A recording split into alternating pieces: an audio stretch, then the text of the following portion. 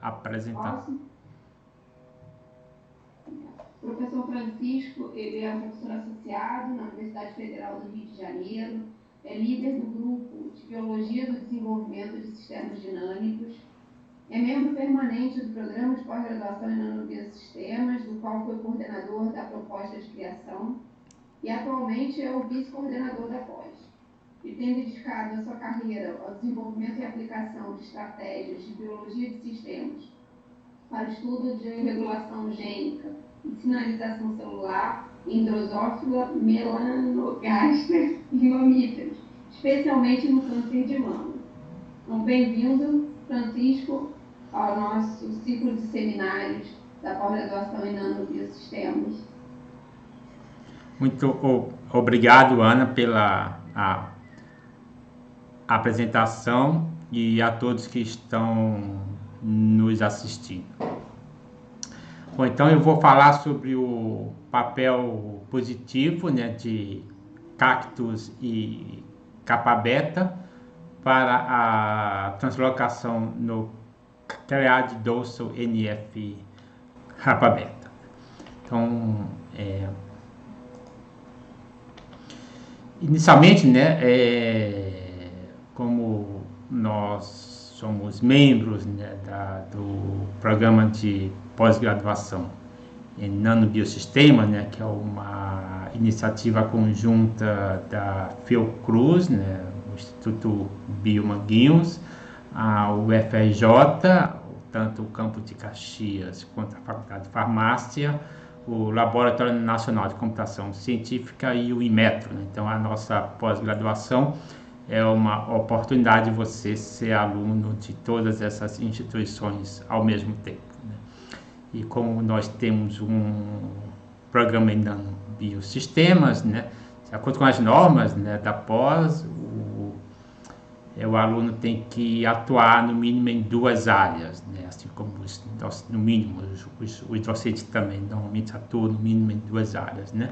Portanto, a área que eu atuo nesse projeto que eu vou apresentar hoje é em biosistemas, né, que também podemos chamar de biologia de sistemas. Bom, aqui eu tenho uma lista, né, dos membros do nosso grupo de pesquisa, né, tem além de mim o professor Adriano, o professor Josué e diversos alunos do doutorado, de mestrado e alunos de iniciação científica, né. Eu sou líder, né, do grupo de Biologia do Desenvolvimento de Sistemas Dinâmicos, que desenvolve as seguintes linhas de pesquisa: modelagem da via de sinalização do NF-κB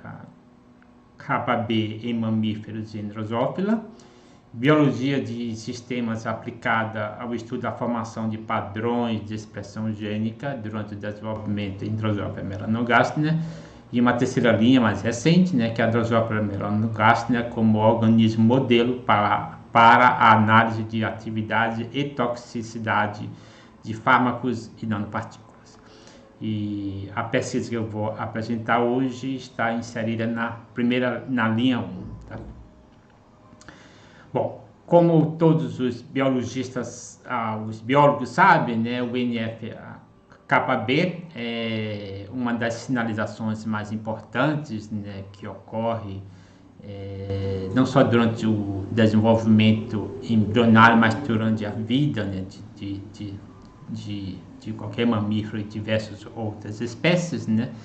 E é uma sinalização, né, que está envolvida em diversos processos, né, como a resposta imune, inflamação, ciclo celular, a apoptose, a proliferação e também no câncer, né?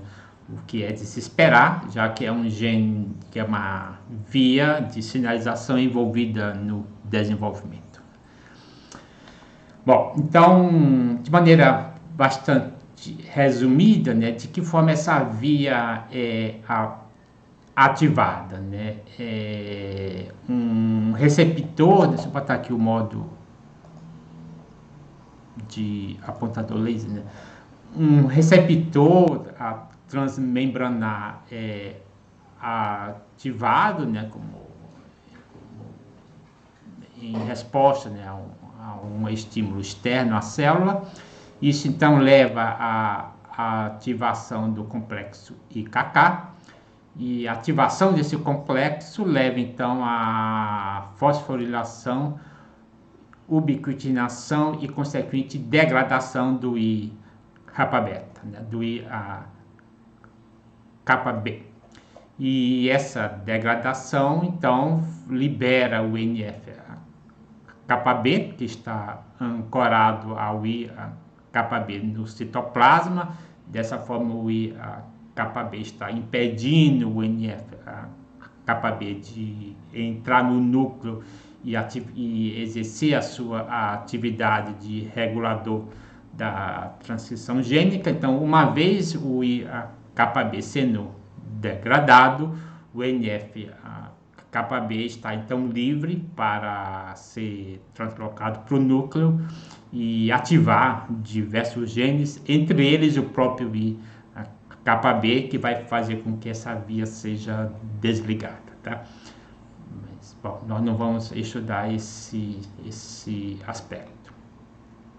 Bom, e uma pergunta muito importante aqui é de que forma nós podemos simplificar essa rede, né? Porque o que nós queremos fazer aqui nós queremos construir, nós queremos entender em detalhes como essa rede funciona. E uma das maneiras bastante eficientes de fazer isso é construir um modelo capaz de reproduzir, né?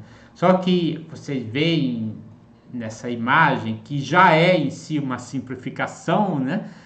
Essa rede é extremamente complexa, né? Então, uma pergunta, né, não só para quem quer modelar, mas para quem quer entender o funcionamento dessa sinalização, como eu posso simplificá-la, né? É uma pergunta extremamente difícil e é a primeira etapa, né, do estudo, né? Então, a proposta que nós estamos seguindo vamos perguntar à natureza.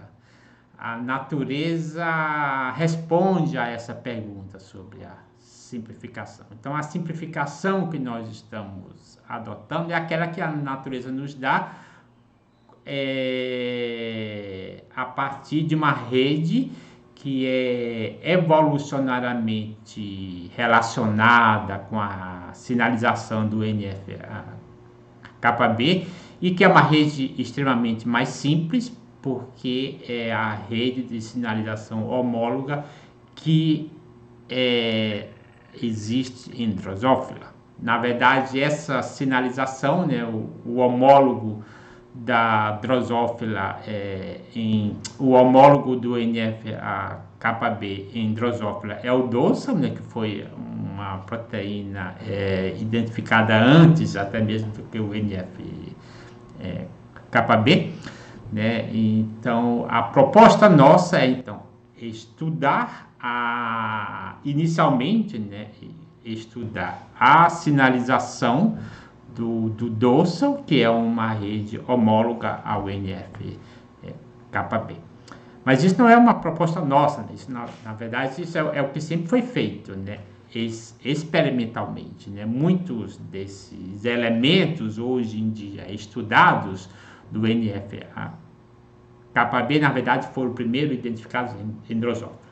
Isso era feito experimentalmente. Então, a nossa proposta é que a modelagem siga o mesmo caminho que os biólogos experimentalistas fizeram, né? Estudar, modelar inicialmente o sistema simplificado e depois, então, verificar se aqueles comportamentos identificados em Drosophila se repetem em mamíferos, especialmente em seres humanos, tá? Então, essa é a nossa proposta.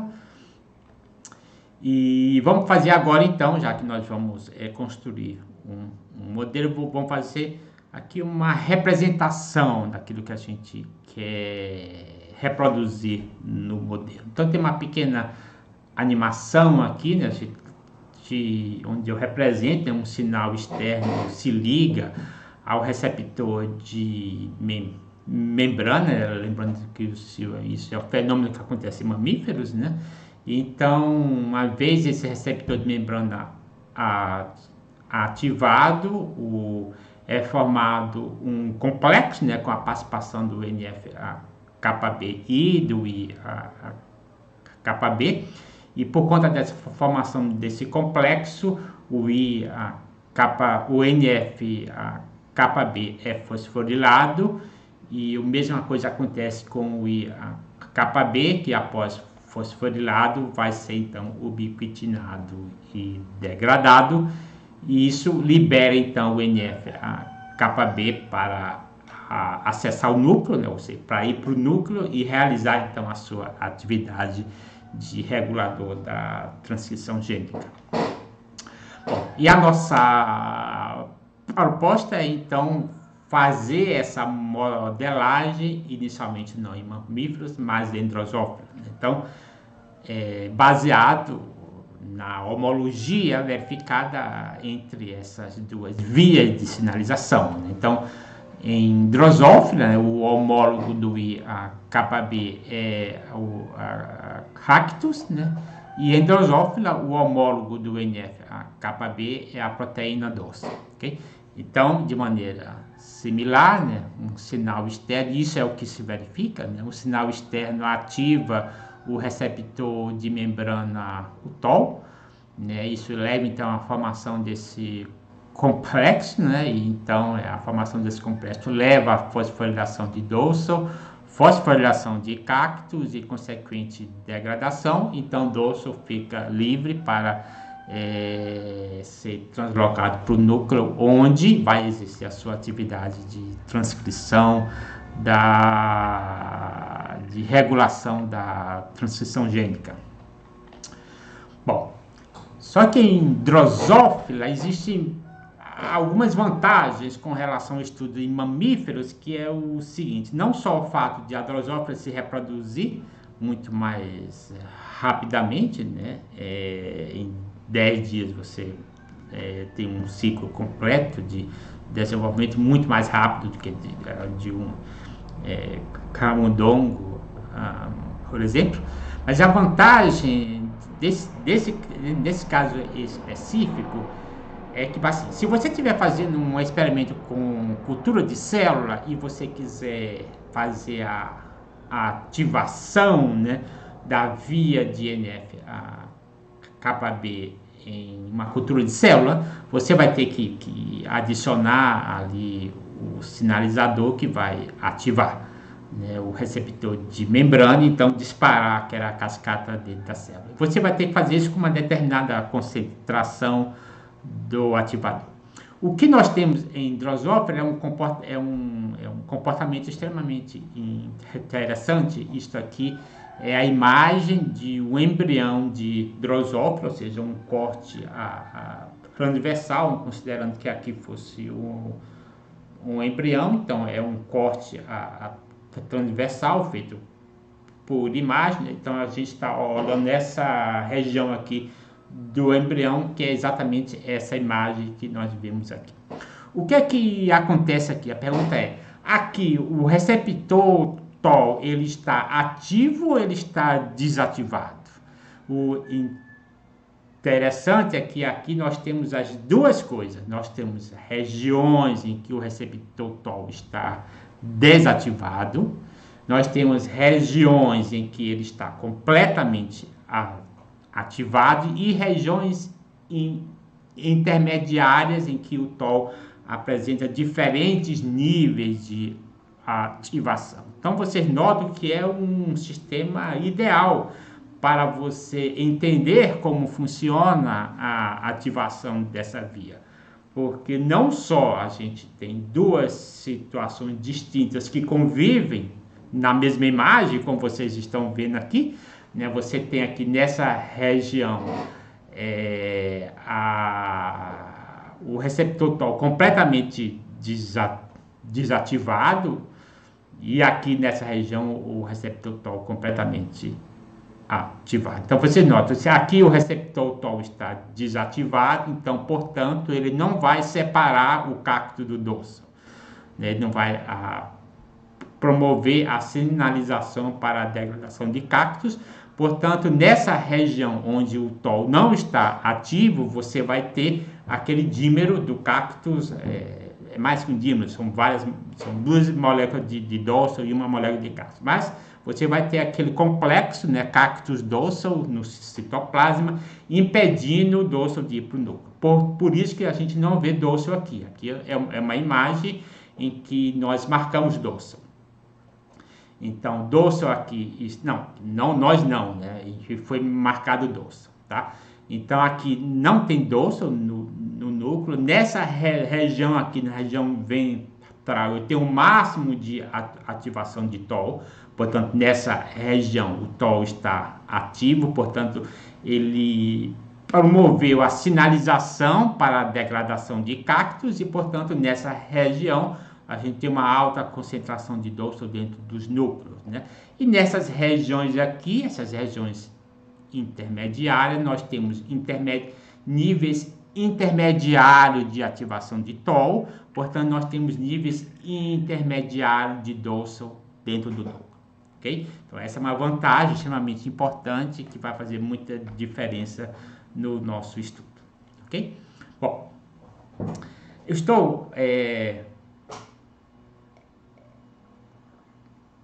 estou tentando convencer vocês, né, que isso é um sistema extremamente interessante para ser estudado, né?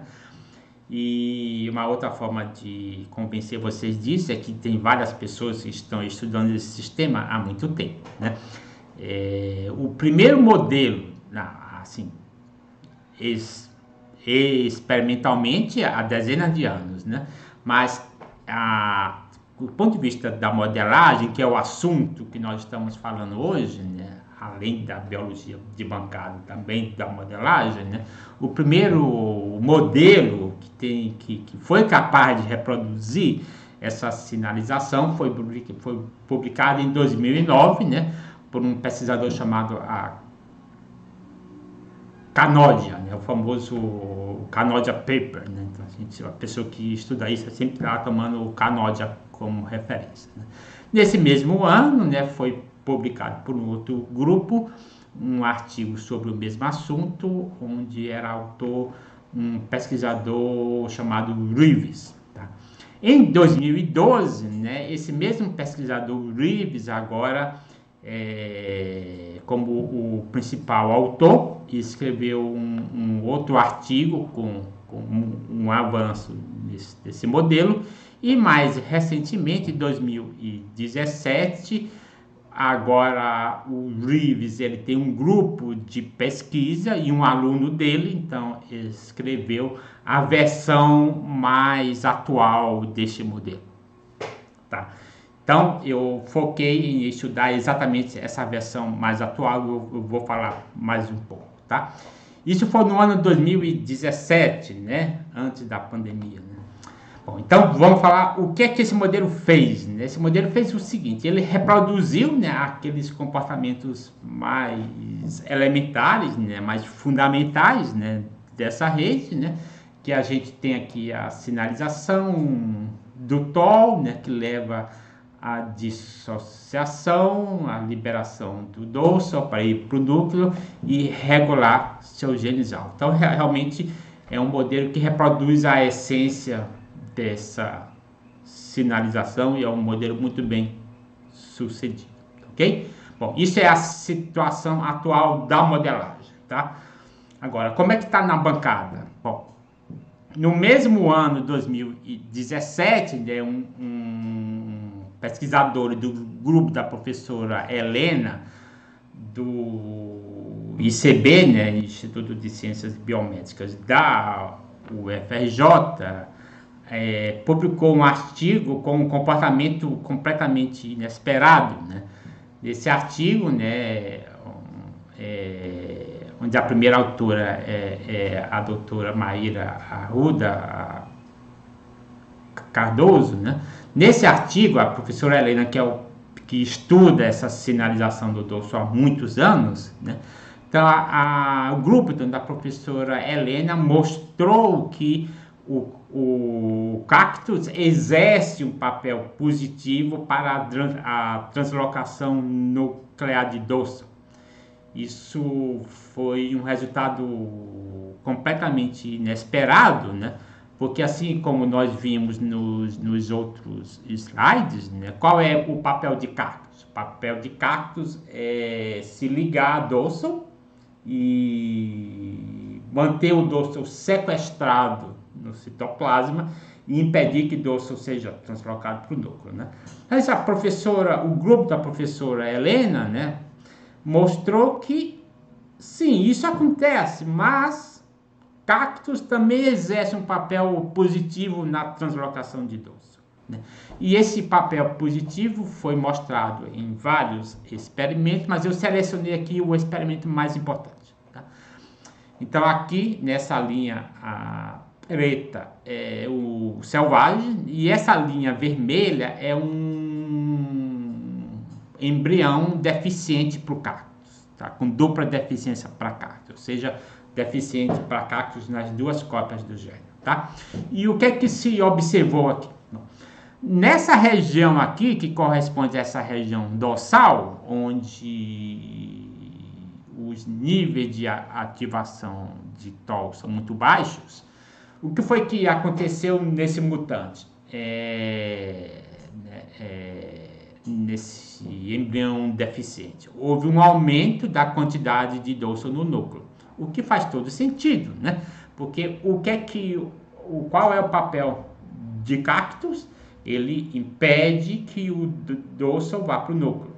Se você tiver uma concentração reduzida de cactus, você vai ter menos gente impedindo o dorso de ir para o núcleo, portanto, o dorso vai ficar mais livre para ir para o núcleo.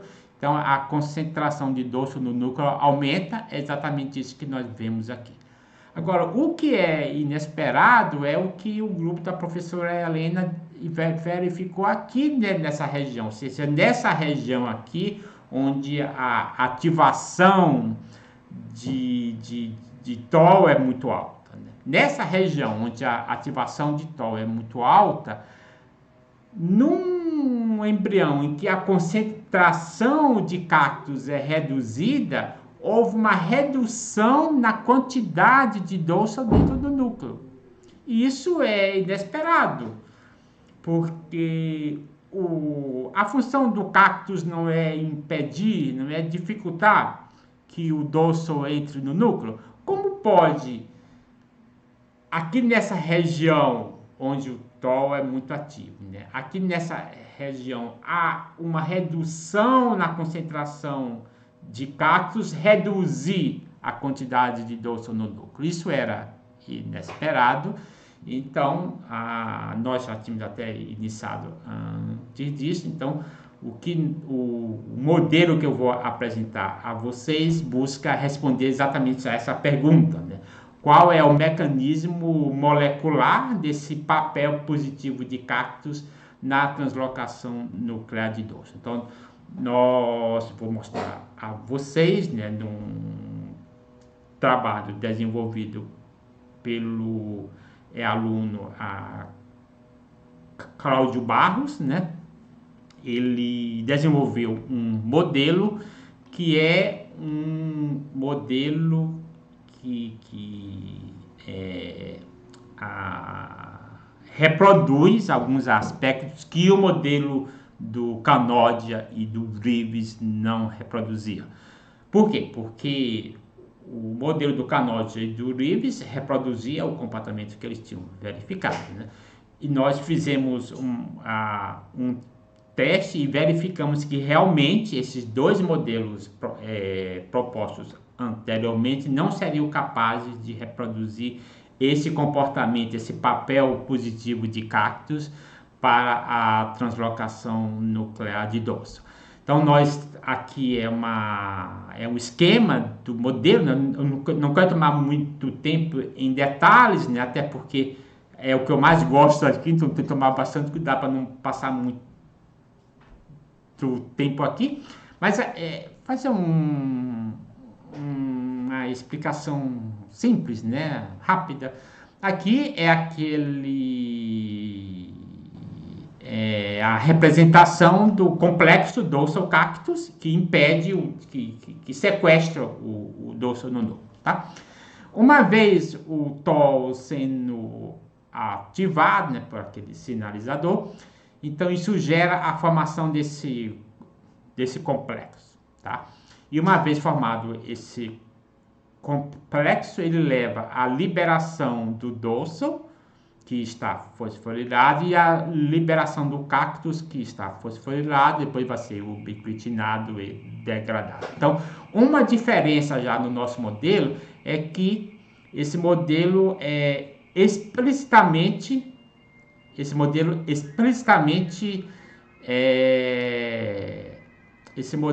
representa essa etapa explicitamente, coisa que não era feita nos outros modelos, tá?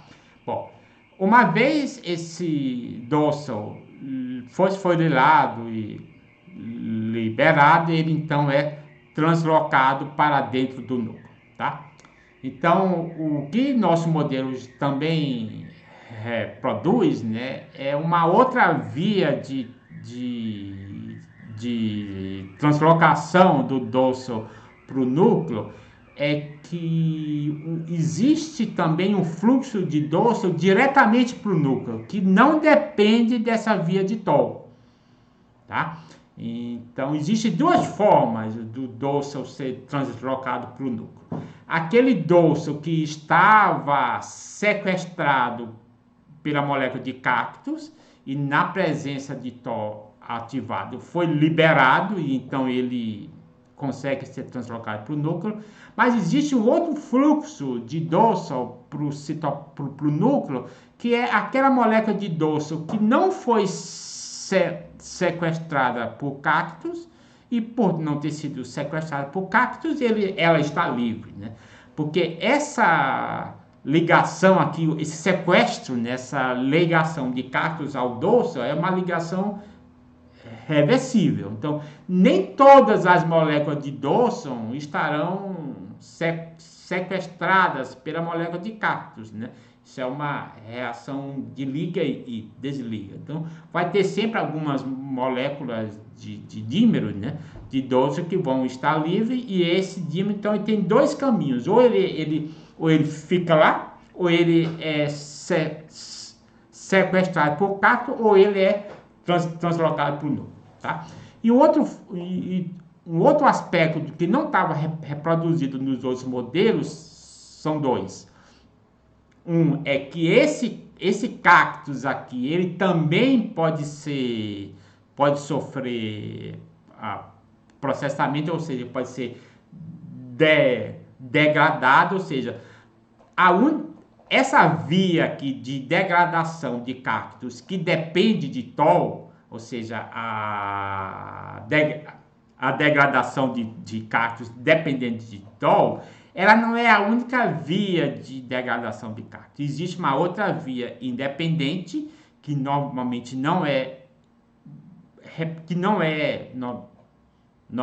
que nunca foi reproduzida nos outros modelos e que nós resolvemos reproduzir aqui.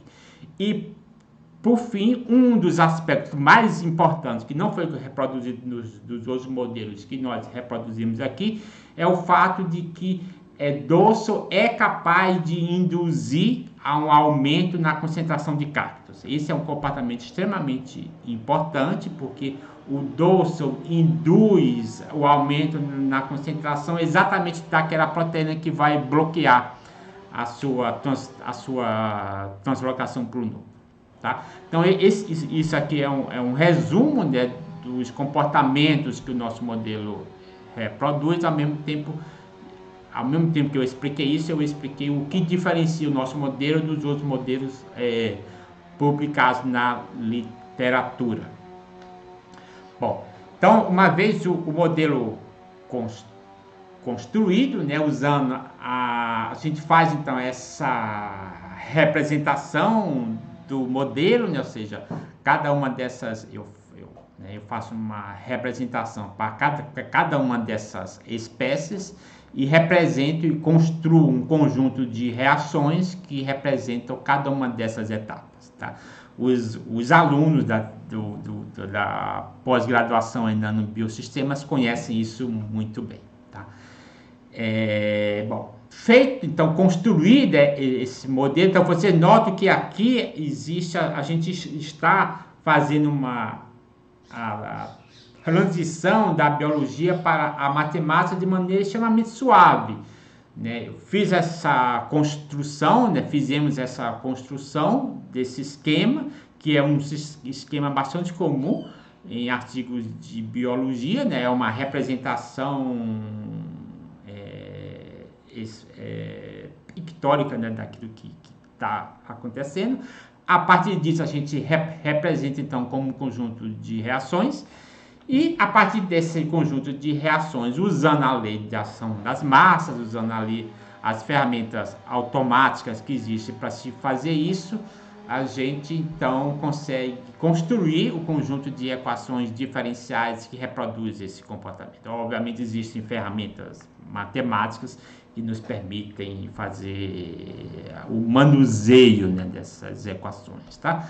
Então, a partir dessas equações e com os dados experimentais, que foram os dados gerados, né, pela Maíra e no grupo da professora Helena, nós então fizemos um ajuste do modelo, né, ou seja, determinamos os valores dessas constantes cinéticas e as concentrações de algumas espécies que não foram determinadas experimentalmente, tá?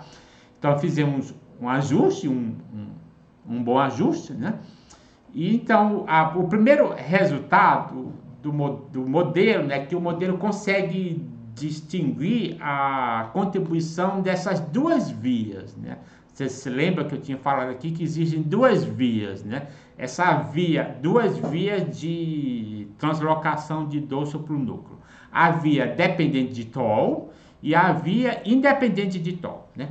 E o que o modelo mostra é que a contribuição da via independente de TOL é uma contribuição uniforme, ou seja, a capacidade de TOL de entrar no núcleo diretamente é a mesma em qualquer região do embrião. Isso faz todo sentido, né? Aqui, ela é uniforme ao longo do eixo dorsoventral do embrião. Isso faz todo sentido, né? Por quê?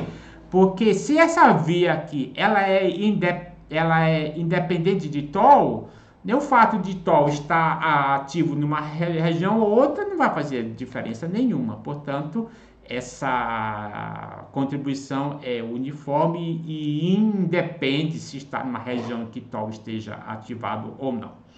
E aqui, então, ela consegue distinguir a contribuição da via dependente de TOL, que obviamente essa contribuição é máxima nessa região, onde eu tenho o máximo de ativação de TOL, seja na região ventral, né, e ela é mínima na região dorsal, em que eu não tenho a ativação por TOL, ok? E obviamente somando essas duas contribuições, eu tenho a contribuição verificada no embrião selvagem. Então, o primeiro resultado do modelo foi conseguir distinguir a contribuição de cada uma dessas vias, o que não é possível experimentalmente, tá? Mas, Francisco, e a pergunta, né? A pergunta que você fez, né? Qual é o mecanismo molecular do papel positivo de cactos para a translocação nuclear de dorso? Bom, o modelo aqui é o ajuste do modelo para esse mutante, para esse embrião deficiente, né? E vocês notam que o modelo consegue reproduzir muito bem esse comportamento verificado experimentalmente pelo grupo da professora Helena.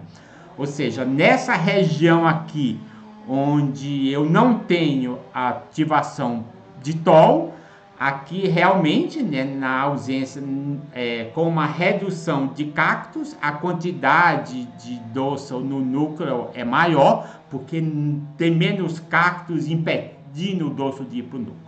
Mas nessa região, né, o modelo consegue reproduzir aquele efeito positivo de cactos, ou seja, no embrião em que a concentração de cactos é menor, a quantidade de dorsal no núcleo também é menor. Bom, então a pergunta é, por quê?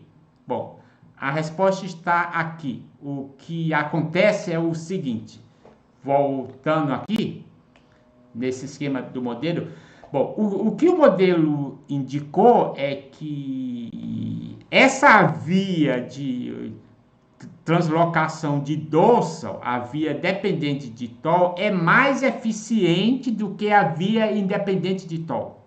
Ou seja, o TOL realmente tem, o dorsal realmente tem duas maneiras de ser translocado para o núcleo. Ele pode ser translocado para o núcleo de uma maneira direta e pode ser translocado para o núcleo de uma via dependente de TOL. Só que essa via dependente de TOL é uma maneira muito mais eficiente de promover a translocação nuclear de dorsal.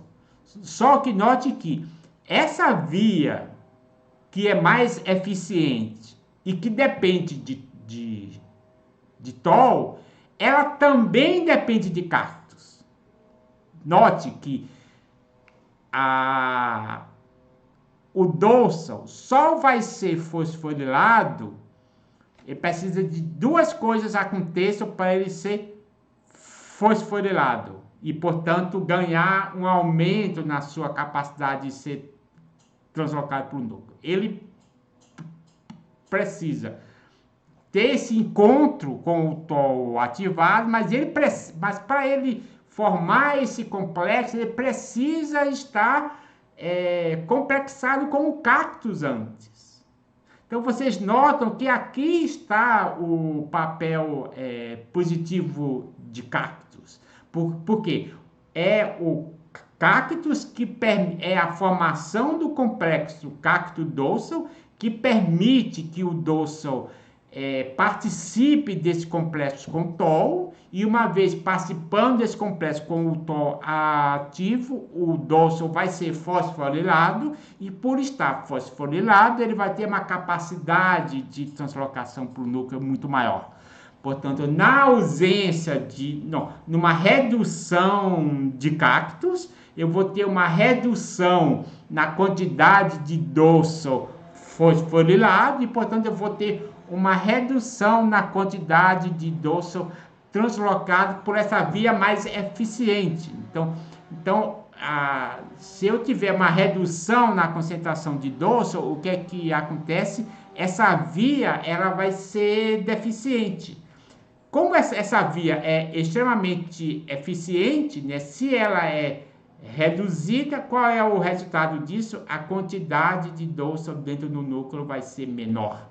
Então, com isso, a gente consegue, então, propor esse mecanismo para a translocação de dorsal, né? E esse artigo foi publicado recentemente, esse ano, no PLOS Computational Biology, como eu indiquei aqui, né? Tinha esquecido de falar, né? Então, foi publicada aqui nesse ano de 2021, nessa revista, né?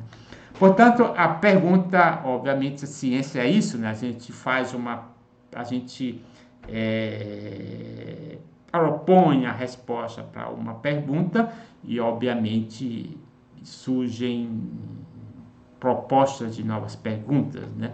E a pergunta que a gente, uma dentre várias outras, né? Será que esse efeito dual também ocorre em mamíferos? Então, se qualquer pessoa que queira buscar a resposta a essa pergunta, nós estamos dispostos a contribuir na sua pesquisa. Tá? Finalmente, eu gostaria de convidá-los, né, a visitar um espaço virtual, né, do nosso grupo, no Utopia, né?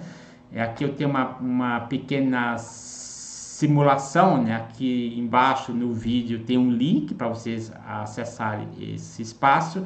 E o que é que acontece quando vocês acessam esse espaço? Vocês vão ter essa tela inicial, né? Então você aceita, né? Claro, você quer visitar, então você acessa esse espaço, então você vai ter o seu vídeo aqui, e aqui é o bonequinho que representa você. Então você vai andando no espaço, ou você usa as setinhas do seu teclado, você aperta em um lugar e ele vai andando, então você fique à vontade, né, para visitar o nosso espaço. Ao se aproximar de um vídeo, você vai ter a oportunidade de assistir o vídeo. Se você clicar em cima do vídeo, vai abrir uma página no seu navegador em que você vai poder assistir essa apresentação no YouTube, né? E se não, você pode continuar o seu passeio. Existem diversos vídeos, né? Principalmente dos alunos, né? Do nosso grupo. Então, isso aqui é uma visão geral, né, do nosso espaço virtual. A ideia é que vocês, nesse passeio, se achar um membro do grupo, fique à vontade, se aproxime do membro do grupo. Ao se aproximar do membro do grupo, o seu vídeo vai ser compartilhado para esse membro do grupo. Se você quiser ficar na sua, só dando o seu passeio, fique à vontade, né? Aqui é um vídeo da Luara, né, que me ajudou bastante na construção desse vídeo. E aqui é o meu escritório, aqui é a nossa sala de reuniões. Em breve eu vou estar construindo o espaço dos nossos alunos, né? Então aqui é a representação, eu chegando no escritório e ficando muito contente. Tá? Não repare o galo aqui, não tem nada a ver com a animação. Ok, gente? Então é isso. Aqui é uma caneca, né, do nosso grupo, né? Todo aluno que tem um resultado importante ganha uma caneca. E aqui é uma foto do nosso grupo, né? Aqui nós estávamos presentes, né? Aqui são algumas das nossas reuniões virtuais. Aqui o professor Adriano, né, que é um membro docente, um membro importante do nosso grupo. E aqui é o Cláudio Tenório, que é o autor do artigo. Ele é aluno de doutorado do LNCC. Tá? Então é isso. Espero que tenham gostado da apresentação. E por fim, lembrando, toda sexta-feira, de 15 para as 4 até as 4h15, eu vou estar no meu escritório, no espaço Utopia, aguardando a sua visita. Se você quiser discutir sobre ciência, filosofia, sobre o modelo, eu estarei à disposição. Muito obrigado.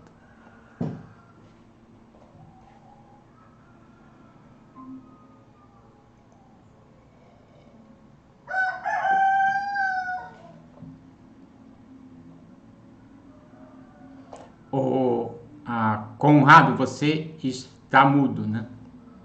Você colecionou as perguntas? Como é que estão as coisas? Então, boa tarde. Até agora a Índia fez uma pergunta, mas antes da pergunta dela, eu só gostaria de tirar uma dúvida que você comentou brevemente no início, mas eu gostaria de dar a resposta, e você é a melhor pessoa para fazer isso. Como cientista, década de 90, 2000, ali, a gente está acostumado a ler artigos que usam muito camundongos para estudar. Knockout, e a gente tem um modelo muito baseado no estudo de camundongos para comparar com humanos. A questão do uso da drosófila não dificulta muito essa aproximação com a espécie humana? como que é essas vantagens e desvantagens do uso de drosófila no estudo? Isso, então, assim, as vantagens da drosófila, além do custo menor, né, é mais rápido, então você consegue ter resultados mais rápidos. No caso aqui da via de Dawson, esse gradiente de ativação de Dawson, você não consegue ver isso em outro organismo, né? Por exemplo, você não consegue ver isso em camundongos, né? E uma outra vantagem do uso da drosófila é a redução do sofrimento animal, né? Então, obviamente, a ideia não é substituir, mas reduzir o uso de animais, como, por exemplo, a camundongo, que reduz o custo, o sofrimento, e também nada impede de um modelo que funciona bem em drosófila ser diretamente usado para tentar reproduzir a via de sinalização do NF, a KBB, por exemplo, né, que é isso que nós vamos fazer agora. A gente não vai buscar reproduzir esse comportamento em mamífero, né, a gente não tem essa estrutura, mas a gente tem outros focos, né? Mas a ideia agora, né, inclusive provavelmente é um dos temas da sua tese de doutorado, né, é a construção do modelo para estudar o papel do NF-κB no câncer de mama. Né? Agora entra a pergunta da Andy. Você comentou ali alguns artigos de referência antes do estudo do modelo que o Cláudio também fez, que o Cláudio fez e com a sua orientação. E aí a gente pergunta, qual foi, como surgiu essa pergunta inicial, a curiosidade, a pergunta primeira que veio para pesquisar essa via de sinalização? Isso, então, já há alguns anos, né, a gente tem essa colaboração com a professora Helena, da qual faz parte também o professor Paulo Bicho, né? Eu já, assim que eu voltei para o Brasil, desde aquela época, eu comecei uma colaboração com a Helena. Eu me lembro que na época o Cláudio era aluno de iniciação científica, né? E aí ele continuou no projeto, né? Depois a gente teve também a participação do professor Paulo, que foi, na verdade, o orientador de doutorado da Maíra, né, no Instituto de Biofísica. Eu fui orientador de iniciação científica da Maíra, participei como orientador da tese de mestrado da Maíra, no Instituto de Biofísica. Então, é uma história aí que já contam há alguns anos. E no meio disso, a professora Helena veio com esse novo comportamento, né? Mas a gente já viu, na verdade, reproduzindo, construindo o modelo. Então, a professora Helena veio com esse novo comportamento que tinha sido verificado, né, nos experimentos na Maíra, que tinha sido publicado, né, que depois foi publicado em 2017, e nessa época então a gente focou, já vinha construindo um modelo e focou o modelo em responder a essa pergunta. Certo. Agora, deixa eu ver se tem mais alguma pergunta. Não tem mais nenhuma pergunta, então eu vou incluir a minha pergunta. E aí eu vou recapitular um pouquinho do que você falou, que até essa observação dessa importância dessas duas vias, a gente pensava que só existia uma via. E aí esse modelo vai reproduzir um modelo da NF-κB em humanos. E existe alguma possibilidade, já tem algum grupo estudando, ou uma curiosidade mesmo dentro do próprio grupo, das colaborações que o senhor faz, já com algum projeto para autoterapêutico usando essa via e a importância que o CAC-Tol está exercendo essa influência da expressão gênica, desse controle e ativação da expressão gênica ou não?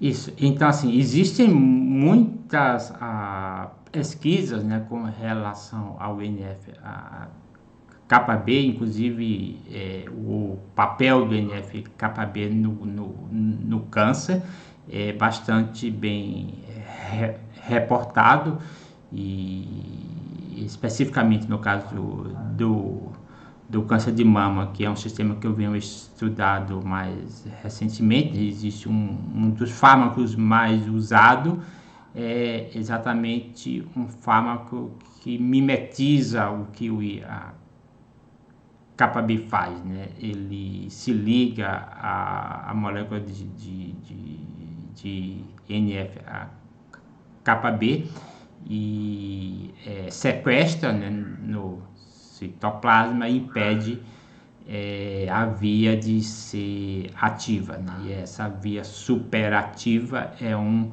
dos comportamentos relacionados, né, com a divisão descontrolada da célula, que é verificada no câncer, né? Agora, com relação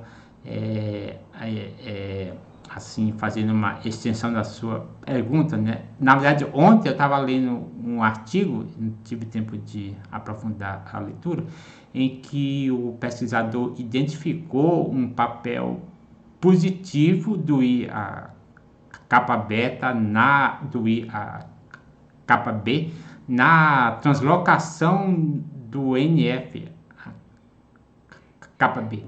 né? E falei, nossa, mas isso é semelhante aos resultados que a gente achou em Drosophila, mas eu não li ainda o artigo, então eu não sei se é algum tipo de mecanismo similar, né? Mas é uma pergunta que eu realmente gostaria muito de buscar responder.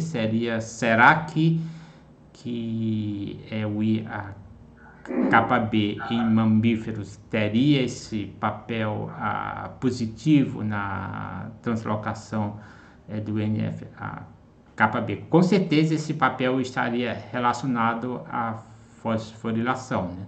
Lembrando que em Drosophila, né, em mamífero, né, nós temos diversos homólogos, né,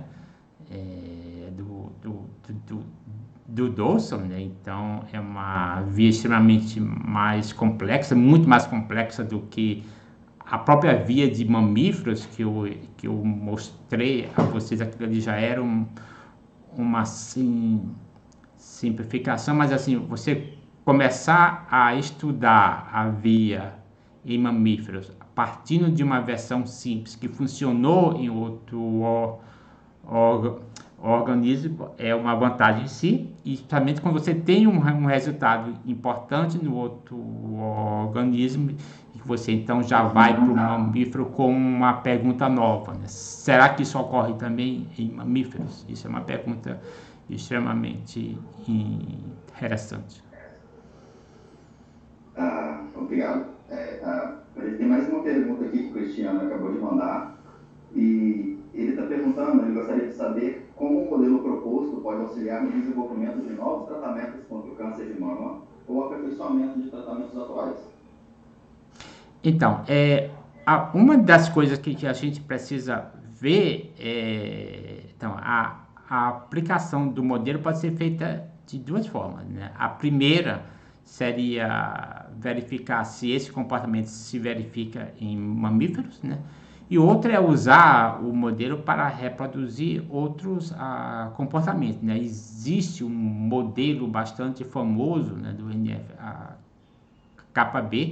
que foi desenvolvido em 2002 pelo professor Alexander Hoffman, né? E assim, é um modelo extraordinariamente complexo, né? E que funciona muito bem. Ele explica diversos comportamentos, né?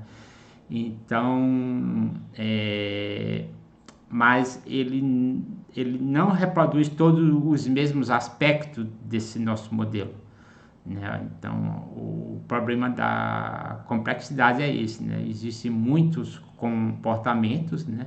Então, um outro possível caminho a se fazer é tentar inserir algum ingrediente desse modelo no modelo para o NFA-KB que já tenham sido desenvolvidos. Mas, então, entre o que nós temos hoje e o resultado para os pacientes, ainda requer o estudo nas células do câncer de mama, por exemplo, né? Que, como você sabe, é o que a gente já vem, o que nós já iniciamos há algum tempo no nosso grupo. Então, a gente espera em breve estar com resultados que tenham um potencial de aplicabilidade maior. Uma das importâncias, por exemplo, desse resultado é contribuir para a formulação teórica. Uma formulação teórica,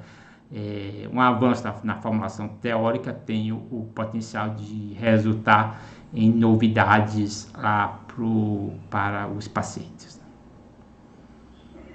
Certo. Aqui no chat eu acho que nós não temos mais perguntas, professor. Eu acho que é isso. Ótimo. Então, então assim nós podemos então encerrar. Agradeço novamente ao Conrado, né, que nos ajudou nessa fase aqui das perguntas, e agradeço a todos que assistiram. Lembrando que toda sexta-feira, ao meio-dia, teremos os seminários do programa de pós-graduação em nanobiossistemas. Obrigado e um abraço a todos. Ótima semana.